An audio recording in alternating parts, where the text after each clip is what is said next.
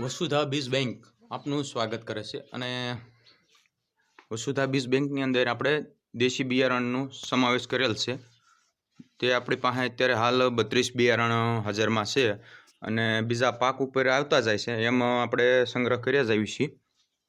જેમાં મુખ્ય મારે સંગ્રહમાં તો વેલાવાળા બટેટા છે, જે એક રીતે કંદમૂળ અને હવામાં એર પોટેટો તરીકે પણ ઓળખાય છે. અને આ વર્ષે થોડુંક વરસ આગતર હોય એવું લાગે છે, કારણ કે હજી આ ઉનાળો શરૂઆત થઈ ત્યાં બટેટું ફૂટવા લાગ્યું છે.